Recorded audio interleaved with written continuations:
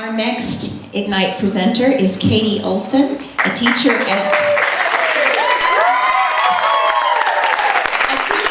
North Hall Middle School. Great Expectations. I'm better.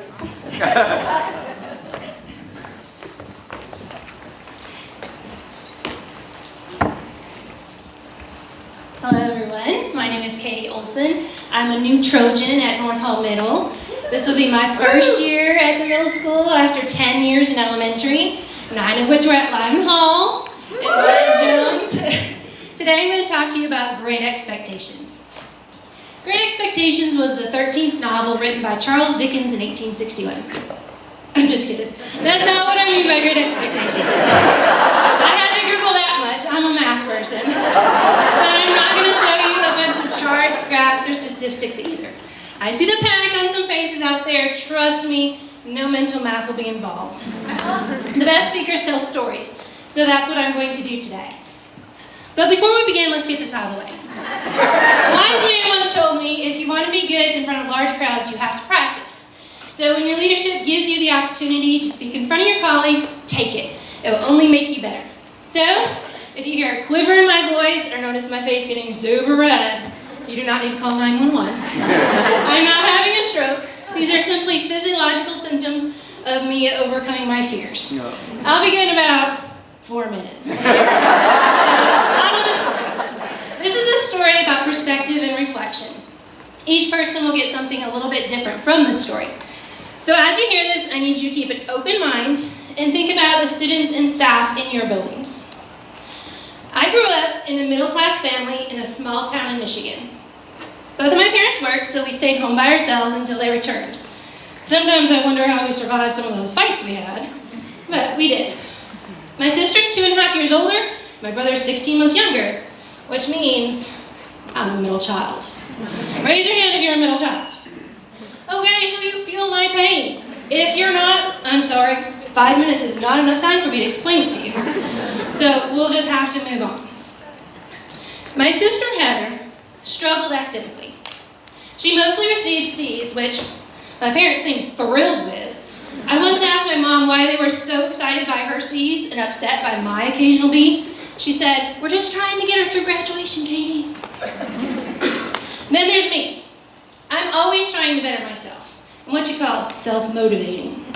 I was captain of my sports teams throughout high school, graduated top 10% of my class, and I guess that's why I joined the Army, so I could be all I could be.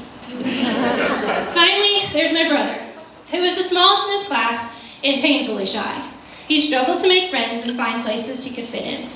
My parents encouraged him to try new things, which he did, but when something became too difficult, it was okay for him to quit. So what does this matter? How does this story about my family reflect what we're doing here today? Well, let's take a look at where my family is now. My sister Heather has been married twice, divorced twice. She never went to college or any vocational school. She's bounced around from one minimum wage job to the next. Currently, she's unemployed.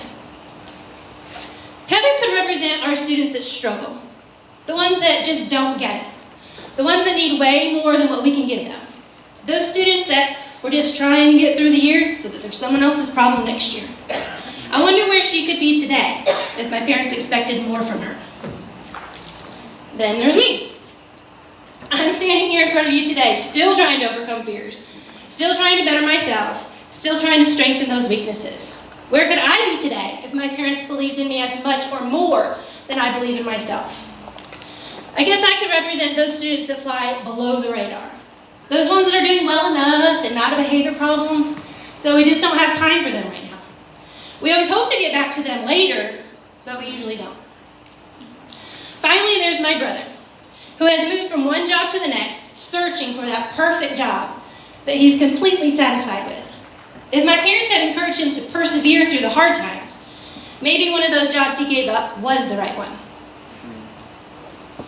At the beginning, I told you this was a story about perspective and reflection. Maybe you were able to connect with me or my sister or my brother. Maybe we remind you of a student you once had. Maybe not. As the new year begins, I'm reminded of a quote by an innocent first grader. My teacher thought I was smarter than I was, so I was. As you leave here today, ask yourselves, are you pushing your students and staff to exceed what they thought they were capable of? Or are you limiting their potential?